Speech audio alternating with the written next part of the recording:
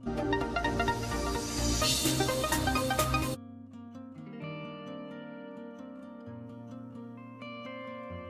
हम लोग स्टार्ट करेंगे क्लास 9th के चैप्टर सर्कल्स की एक्सरसाइज 10.5 का क्वेश्चन नंबर सेकंड।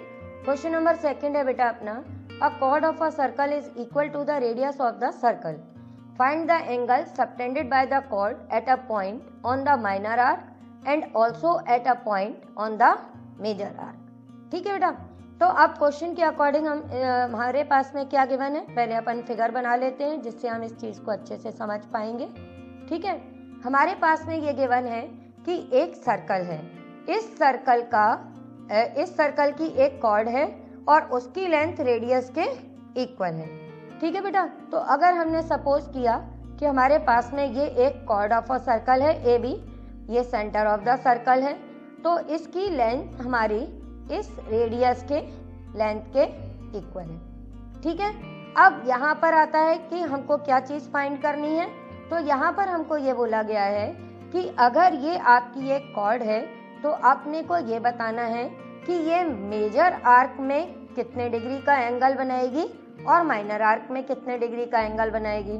अब माइनर आर्क कौन सा है बेटा, ये तुम लोगों को अच्छे से याद है, जब ए से लेके बी तक, ठीक है, हम इस डिस्टेंस को कवर करेंगे तो ये ए बी आर्क को हम क्या कहेंगे बेटा, इस ए बी आर्क को हम बोलेंगे कि माइनर आर्क है। ठीक है, जब तक हमको ये नहीं मालूम तब तक क्वेश्चन ही नहीं कर पाएंगे, और जब हम ए से लेके बी तक हम इस पाथ को चूज करेंगे तो ये हमारा कौन सा आर्क कहलाएगा बेटा, ये अपना मेजर आर्क है। अब हमको यही बताना है कि ये chord A B major arc के किसी पॉइंट पर कितने डिग्री का एंगल बनाती है और माइनर आर्क के किसी पॉइंट पर कितने डिग्री का एंगल बनाती है।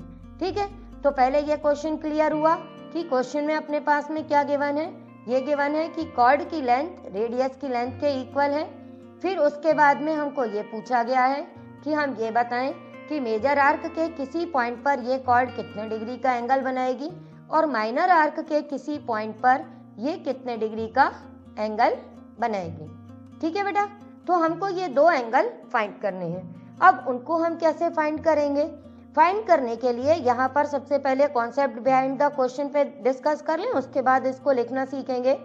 तो हमारे पास में ये गिवन है कि कॉर्ड की लेंथ रेडियस के इक्वल है, तो अगर हम अपने ट्राइंगल AOB को कंसीडर करते हैं, इस ट्राइंगल AOB को, तो ये एक इक्विलेटरल ट्राइंगल होगा क्योंकि इसकी सारी साइड्स हमारी इक्वल हो जाएंगी। ये तो अपने पास में रेडियस और ये भी रेडियस, तो सारी साइड्स इक्वल है, तो ये इक्विलेटरल ट्राइंगल है। इक्विलेटरल ट्राइंगल है तो सेंटर पे बनने वाला एंगल हमारा कितना हो जाएगा, 60 डिग्री का।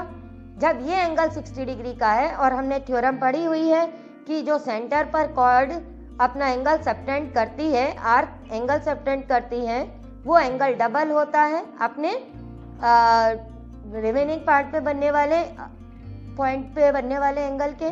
तो इसी कॉन्सेप्ट का यूज करके हम अपने एंगल सी को फाइंड कर लेंगे।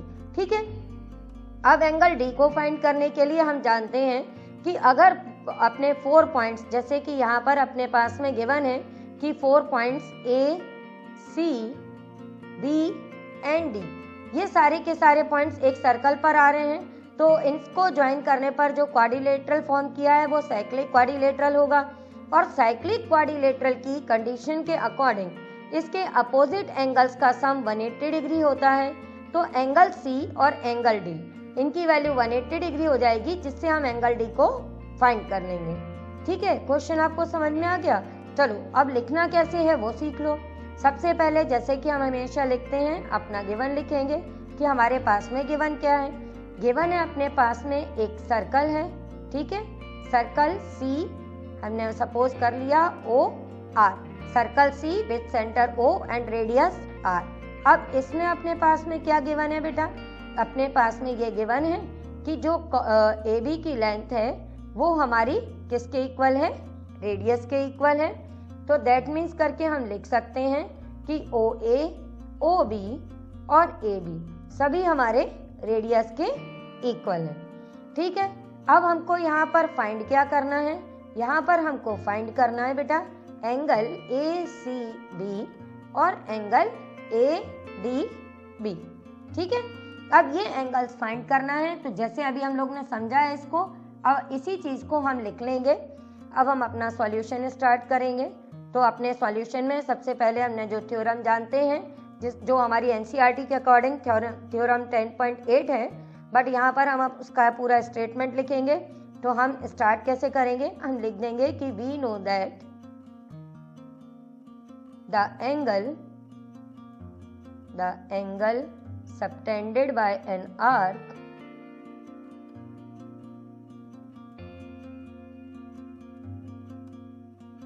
at the center is double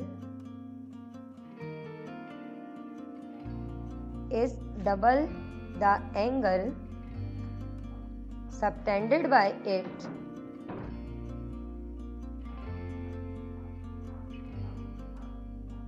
at any point on the remaining part of the circle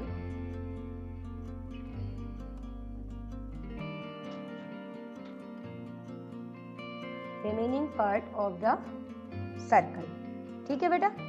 तो ये हमने यहाँ पे सबसे पहले ये लिखा कि ये एंगल के बारे में रिलेशन क्या हमको मालूम है कि ये इसके इक्वल होता है।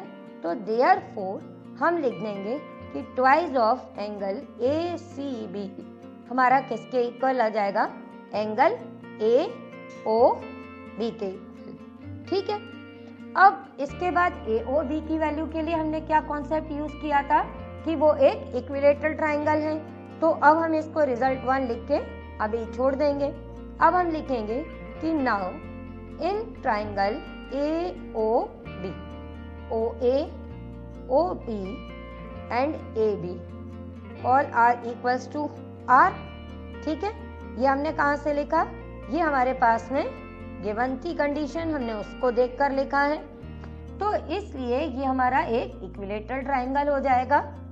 तो हम लिख देंगे therefore it is an equilateral triangle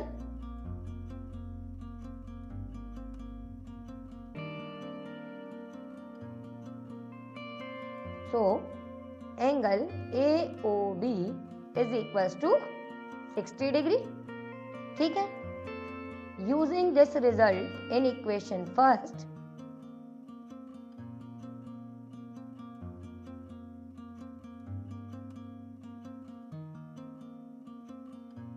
we get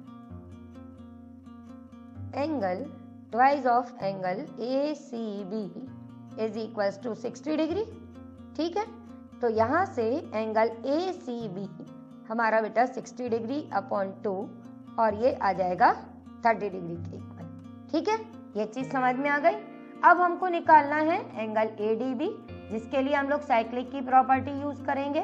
तो इसके बाद में अब हम लिख देंगे कि here ACBD is a cyclic quadrilateral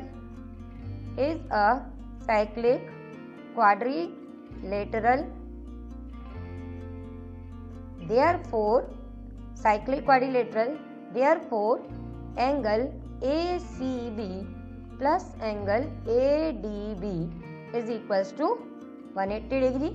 reason इसका हम लिख देंगे कि as sum of opposite angles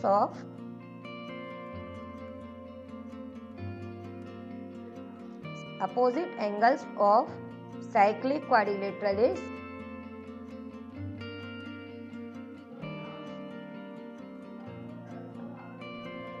quadrilateral is 180 degree. ठीक है बेटा, अब AC भी हमने अभी फाइंड किया है 30 डिग्री है, तो हम ये लिख देंगे 30 degree plus angle ADB is equals to 180 degree. Angle ADB is equals to 180 minus 30, तो एंगल ADB ये इक्वल में आ जाएगा 150 डिग्री। और इस तरह से हमको जो एंगल्स फाइंड करने थे वो हमने फाइंड कर लिए। अच्छे से समझ में आ गया। अभी भी कोई डाउट हो, वीडियो के एंड में बेटा मेरा नंबर है, आपका कोई भी डाउट हो तो आप व्हाट्सएप करो, मैं आपका डाउट क्लियर कर दूंगी। ठीक है बेटा।